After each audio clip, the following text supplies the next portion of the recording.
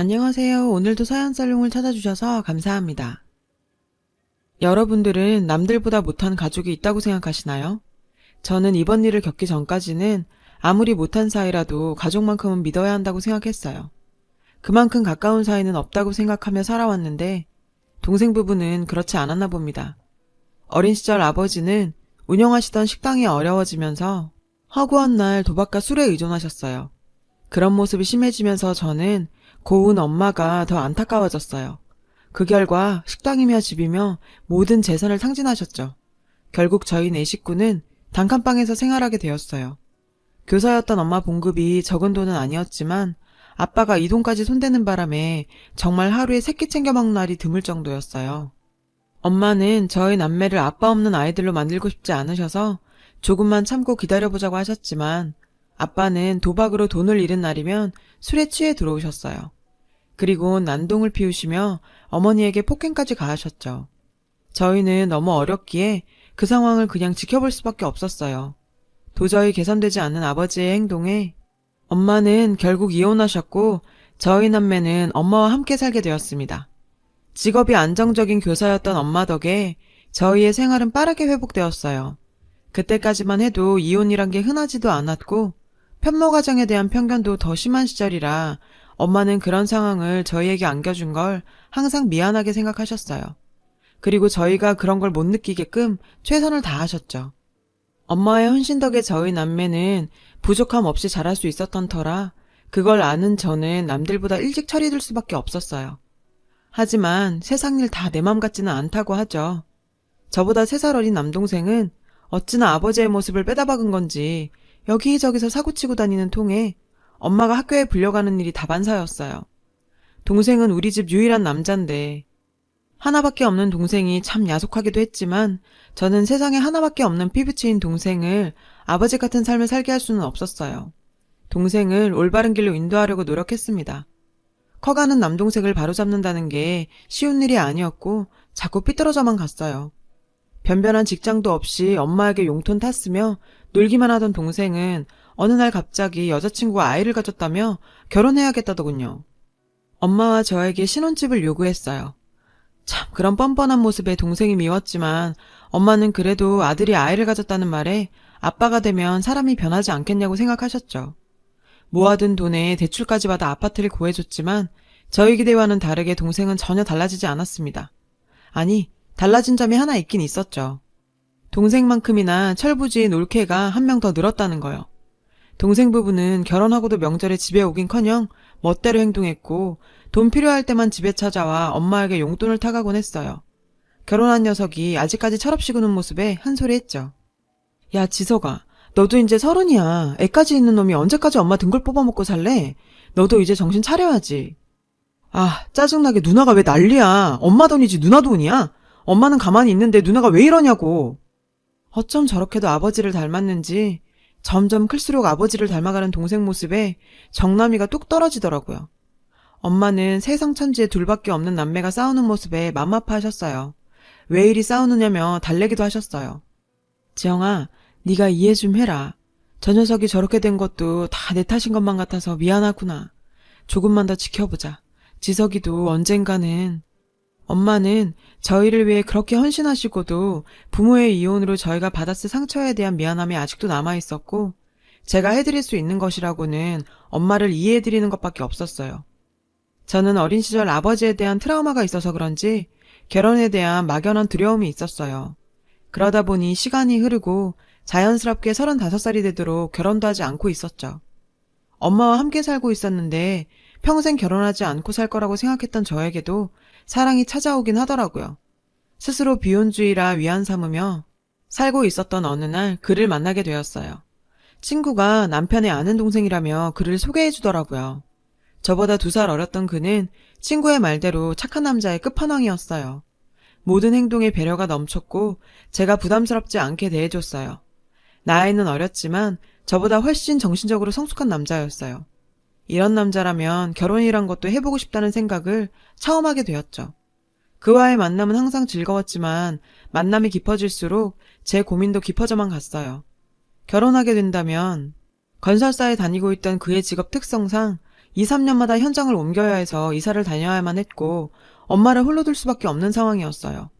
엄마가 얼마나 외로움을 많이 타는지 잘 아는 저는 선뜻 그와의 결혼을 선택하지 못하고 있었어요. 그러다 동생으로부터 뜻밖의 전화를 받게 되었죠. 동생은 지금부터 엄마를 본인이 모시는 게 어떻겠냐는 제안을 했는데, 누나, 결혼하면 내가 엄마 모실게. 엄마 혼자 살게 둘 순 없잖아. 엄마 안 그래도 외로움 많이 타는데. 참, 세상엔 놀랄 일이었어요. 엄마 말대로 드디어 동생이 철든 건가요? 마냥 철부지로만 보이던 동생이 제가 결혼하게 될지도 모른다는 소식에 선뜻 본인이 엄마를 모시겠다며 나서더라고요. 이게 앞으로 일어날 기가 막힌 일들의 시작인지 꿈에도 생각하지 못한 채 그저 동생도 나이를 먹으니 드디어 인간이 되었다고만 생각했어요. 엄마도 이제야 마음이 놓인다며 제 결혼과 동생의 변화에 내가 할 일 다 했다며 얼마 남지 않은 교직 생활도 잘 마무리할 수 있겠다며 좋아하셨죠. 덩달아 제 큰 고민도 함께 해결되었어요. 동생 부부 덕에 제 결혼은 빠르게 진행되었습니다. 그해 겨울 많은 사람들의 축복 속에 결혼하게 되었어요. 얼마 지나지 않아 창원 현장으로 발령이 난 남편과 함께 창원에서 신혼살림을 차리게 되었어요. 간호사였던 저도 얼마 지나지 않아 새로운 직장을 구하게 되었죠. 신혼생활을 만끽하는 중 저희 부부에게도 큰 선물이 찾아왔고 예쁜 딸 시우를 낳게 되었습니다. 그 사이 엄마는 37년간의 교직 생활을 마무리하시고 은퇴하셨어요. 저는 이제서야 걱정 하나 없이 지낼 수 있겠구나 생각했어요. 아니, 그렇게 착각했었죠. 동생네 부부와 함께 살게 된 엄마는 처음에는 지석이 덕을 다 본다며 좋아하시고 그 생활에 만족하셨어요. 저도 새로운 터전에서 적응과 임신 등으로 바쁜 나날을 보내다 보니 자연스럽게 친정에 대한 관심은 예전보다 줄어들었어요. 엄마와 연락하면서 안부 정도 묻곤 했어요. 그런데 날이 갈수록 엄마의 목소리에 힘이 없어지는 거예요. 무슨 일이 있나 걱정이 된 저는 동생에게 전화를 했죠. 지석아, 혹시 엄마한테 무슨 일 있어? 요즘 목소리가 기운이 없어 보여서. 아무 일 없어. 그리고 결혼하고 엄마 우리한테 맡겼으면 너무 간섭 안 했으면 좋겠어. 동생의 말에 순간 멍해졌는데 사실 저도 말할 자격이 없었죠. 지방에 살고 바쁘다는 핑계로 엄마를 본 지도 한참 된 제가 할 말도 아니었죠. 그 길로 저는 월차를 내고 시우와 함께 엄마를 만나러 서울로 가게 되었어요. 형님, 연락도 없이 웬일이세요? 이렇게 갑자기 오시면... 아, 미안해요, 이렇게. 내가 엄마 목소리가 너무 안 좋아서 걱정이 돼서 다음부터는 꼭 연락하고 올게. 급하게 올라오다 보니 간단히 연락하는 것조차 깜빡했어요. 갑자기 등장한 저의 올케는 당황한 듯 했어요. 밖에서 들리는 소리에 엄마는 거실로 나오셨는데 아무리 일하던 사람이 은퇴하면 확 늙는다지만 못 본 몇 개월 사이에 엄마는 염색도 안 하시는지 머리는 희끗희끗. 불과 얼마 전까지 교단에 서신 분의 모습이라고 생각하기 어려울 정도로 나이가 들어 보이는 모습에 정말 쏟아져 나오는 눈물을 참아냈는데 저는 이때까지만 해도 흔히 은퇴 후 겪는 무력감에서 오는 노화 정도라고 생각했었어요. 오랜만에 만난 엄마는 뭔가 기가 죽어 보이는 모습이었는데 엄마와 이야기하는 내내 올케는 옆에서 어슬렁대면서 저와 엄마를 감시하는 듯한 기분이 들었어요. 그리고 처음 왔을 때부터 신경이 쓰이던 게 하나 있었는데 거실에 놓여있던 명품 핸드백에서 휴대폰을 꺼내던 올케의 모습이었어요. 분명히 저희 남편이 엄마 명예퇴직하실 때 큰맘 먹고 사드린 건데 왜 그걸 올케가 쓰고 있는 건지 만에 하나 다른 가방일 수도 있다는 생각에 엄마에게 슬쩍 물어봤는데요. 엄마, 혹시 저번에 사준 핸드백 잘 쓰고 있어? 박서방이 사준 그거 어딨어? 잘 쓰고 있지. 어딨더라? 엄마는 당황한 듯 말을 더듬었는데 뭔가 이상하다고 생각이 들었죠. 엄마, 혹시 거실에 있는 핸드백 그거야? 그거 올케가 쓰고 들고 다니는 거야? 왜? 그거 맞긴 한데 애기가 모임 나갈 때 잠깐 쓴다고 빌려갔는데. 올케는 중요한 모임이라고 엄마의 명품백을 빌리고서는 몇 개월째 돌려주지 않고 있다고 했고 바보 같은 엄마는 돌려달라는 소리도 못하고 있었죠. 올케, 혹시 그 가방 우리 엄마 거야? 빌려갔으면 돌려줘야지 말을 안 한다고 계속 쓰고 있으면 어떡해? 올케는 뭔가 훔쳐먹다가 걸린 사람처럼 당황하더니 오히려 적반하장의 태도를 보이며 핸드백을 내동댕이 치고 방문을 쾅 닫으면서 들어가 버렸는데요. 형님, 제가 뭐 훔치기라도 했어요? 어차피 어머님 밖에 나가시지도 않고 장롱에 가만 놔둘 바에 제가 좀 썼는데 그게 그렇게 안 입고 오셨어요? 안 써요, 안 써. 형님이 자꾸 그러시면 어머니만 힘들어지는 거 모르세요? 뭐 하는 짓이야? 그걸 왜 던져? 옳게! 옳게! 정말 기가 막혀서 말도 나오지 않을 정도로 어처구니 없는 행동을 하는 올케의 모습에 저는 흥분할 수밖에 없었는데, 지영아, 네가 참아라. 아직 어려서 그래. 엄마도 똑바로 하란 말이야. 며느리가 시어머니 앞에서 저게 무슨 짓이야? 엄마가 맨날 사람 좋게 행동하니까 제가 저 따위로 행동하는 거잖아. 매번 져주기만 하는 엄마의 모습에 순간 화가 나서 잘못도 없는 엄마에게 화를 내버리고 집으로 돌아왔는데, 돌아오는 내내 올케가 마지막에 말했던 우리 엄마만 힘들어질 거라는 그 말이 머릿속을 맴돌았습니다. 엄마에게 화를 내고 돌아온 후로 정말 미안한 마음이 있었지만 단호하지 못한 엄마가 밉기도 했어요. 그렇게 시간이 지나고 동생에게 한 통의 연락을 받게 되었어요. 누나, 엄마가 계단에서 넘어져서 지금 병원이야. 간호할 사람이 없는데 누나가 좀 와서 해줬으면 좋겠어. 엄마가 입원했다는 얘기를 듣고는 정말 하늘이 노래지는 기분이었죠. 병원에 도착해서 누워있는 엄마를 보자 참았던 눈물이 쏟아져 남편을 붙잡고 한참을 울었어요. 동생네 부부는 일이 많아서 엄마 병간호할 시간이 없다며 저에게 해주길 원했어요. 뻔히 보이는 바쁘다고 핑계대는 모습에 야속하긴 했지만 허리를 다치신 엄마가 누워서 꼼짝을 못하는 터라 대소변까지 받아야 했죠. 그래서 제가 하는 게 엄마에게도 편할 거라고 생각하고 일주일간 휴가를 내서 엄마와 함께 있기로 했습니다. 엄마의 병간호였지만 오랜만에 엄마와 함께 있다는 사실에 힘들다는 생각은 전혀 들지 않았어요. 그럴 수밖에 없는 게 10년차 간호사인 저에게 환자 간호하는 건 늘 하던 일상이었을 뿐이었으니까요. 점점 기운을 찾을 때쯤 엄마를 수술하신 담당 선생님은 저를 부르시고는 사진을 보여주시며 충격적인 말을 했는데요. 김혜연님 따님이시죠? 간호사라고 들었는데 여기 분명한 억아픈들 보이시죠?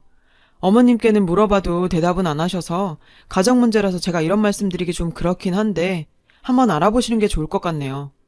제가 볼 때도 분명히 외부임에 의해 강제로 억압된 흔적이 남아있었는데 그걸 보는 순간 다리에 힘이 풀려 주저앉고 말았어요. 이걸 도대체 어떻게 해야 할지 몰라 엄마에게 조심스럽게 물어봤지만 아무 일도 없었다며 뭔가 숨기는 듯한 모습을 보였어요. 억아픈의 진실은 그리 긴 시간이 지나지 않아 밝혀지게 되었어요.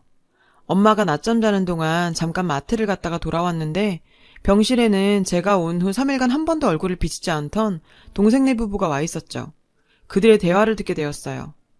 자기야, 어머님이 형님한테 다 말하진 않았겠지?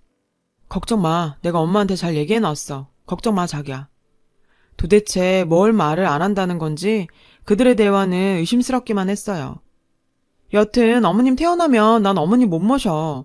지금까지야 뭐 가만 놔둬도 되니 상관없었는데 아픈 사람 내가 어떻게 모셔. 요양원에 보내던지 자기가 알아서 해. 야, 요양원 보내면 지금 우리가 쓰고 있는 돈은 어떡하고. 엄마 교사연금으로 차 할부랑 갚고 있는데 엄마 연금이 내 월급보다 훨씬 많아. 너 그거 없이 살 수 있니? 그리고 지금 살고 있는 그 집 멍이가 엄마 거야. 아, 몰라. 암튼 난 못 모시네. 알아서 해. 아파서 요양원 보낸다는데 뭐 형님이 어쩌겠어? 연금통장이랑 도장 우리가 다 들고 있잖아. 요양원 들어가면 돈 쓸 일도 없을 텐데 우리가 좀 쓰면 어때? 그 둘의 대화는 자기 엄마 이야기를 하는 게 맞나 싶을 정도로 충격적이었고 저것들이 인간이 맞나 싶은 생각이 들었어요. 너희들 지금 무슨 얘기하는 거야? 지금 누워있는 엄마 두고 무슨 얘기하고 있는 거야? 너희가 사람이야? 누나, 무슨 소리 하는 거야? 우리가 무슨 얘기를 했다고? 제가 자신들의 대화를 다 들었을 거라고 생각도 못했는지 뻔뻔하게 잡아떼는 동생이었죠. 너한테 엄마는 뭐야? 그저 빨대 꼽아서 등골 빼먹을 호구로 보이니? 그리고 옳게 너, 인간이 그러는 거 아니다. 나한테 상의 한마디도 없이 요양원을 보내? 뭐 하자는 거야 지금? 형님, 그렇게 좋으시면 형님이 모시면 되겠네요. 근데 저희가 모신 시간이 있고 하니 그 계산은 하셔야겠는데요? 옳게 어처구니 없는 말과 함께 동생은 흥분하며 상관 말라고 저를 한 대 칠 기세로 달려들었죠. 그때 자는 줄만 알았던 엄마가 소리쳤어요. 그만해. 지석이 너 정말 너무하는구나. 내가 너한테 어떻게 대했는데 날 이따위로밖에 취급 안 하는 거니? 그리고 며느라기, 너는 할 말 있지 않니? 네가 밀었잖아. 네 아들 지훈이 나랑 놀다 넘어져서 운다고. 똑같이 당해보라며 네가 날 이리저리 흔들어서 넘어뜨렸잖아. 나 하나 참으면 되겠지 하면서 넘어갔는데 이거 원.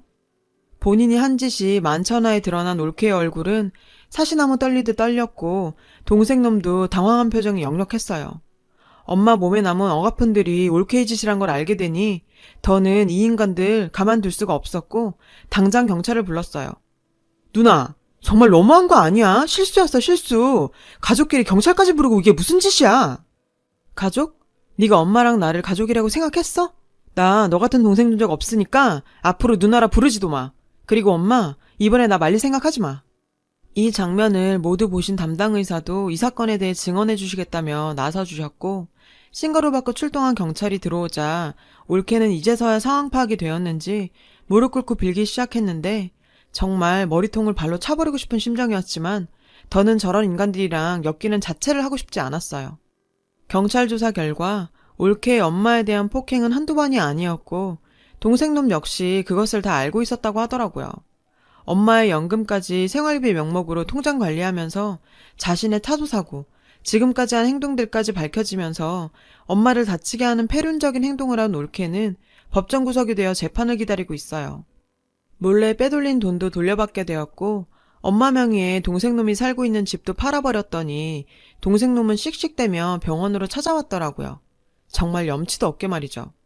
엄마, 진짜 너무한 거 아니야? 그 집 팔면 나랑 엄마 손자는 어디 가서 살라고. 빨리 부동산에 연락해, 안 판다고. 지석아, 나는 이제 너 아들로 생각 안 한다. 그 아파트는 내 돈으로 산 거니 내 마음대로 팔면 되는 거고. 내가 안아주고 사랑해주면 나아지겠지. 한 세월이 얼마냐. 나도 할 만큼 했다. 네 아들은 네가 알아서 할 문제고. 더는 나 찾아오지 마라. 뭔가 잘못됐다고 느꼈는지 동생놈은 올케랑 이혼하겠다며 한 번만 용서해달라고 빌었지만 평소와 다르게 엄마는 굉장히 단호한 모습이었습니다.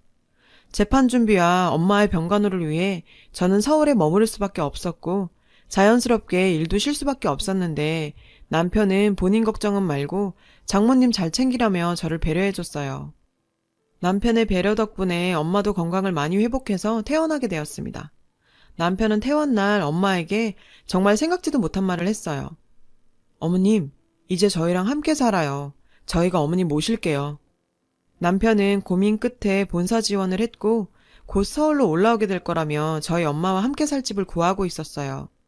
엄마의 거취를 걱정하던 제 모습에 너무 당연한 일이니 고마워하거나 미안해하지 말라며 오히려 지금까지 신경 못 쓴 자신이 미안하다고 하더라고요. 남편에게 정말 고마웠죠. 늦은 나이에 결혼한 제가 남편 하나는 진짜를 골랐구나 싶었어요. 엄마는 집 사는데 보태라면서 아파트 판 돈을 저희에게 주셨어요. 그 돈으로 정원 딸린 예쁜 주택에서 엄마와 남편 그리고 우리 예쁜 시우까지 네 식구가 같이 살게 되었습니다. 우울증까지 왔던 엄마는 손녀 시우와 함께 지내면서 많이 밝아지셨어요. 정말 재판은 길게 이어지고 있어요. 용서를 빌며 합의해달라는 올케의 호소가 있었지만 몇 년을 그렇게 엄마한테 행동한 걸 생각하면 저희는 합의금 따위 필요 없거든요. 강력한 처벌을 바라고 있는 상황입니다. 동생놈 역시 용서해달라고 빌고 있지만 그런 모습조차 불쌍해 보이지도 않았어요. 가족 간에도 지켜야 할 선이란 게 있는 거 아닌가요? 넘지 말아야 할 그 선을 동생 내외가 넘은 거죠. 어른이니 그 책임을 지길 바랍니다. 더 단호하지 못한 엄마를 원망도 했지만 자식을 생각하는 마음을 생각하면 이해가 가는 부분도 많네요. 엄마, 항상 고마워요. 우리 더 행복하게 살아요. 여러분, 사연 댓글에 응원과 현명한 조언 부탁드려요. 좋아요와 구독은 저에게 큰 힘이 됩니다. 오늘도 좋은 일 가득하세요.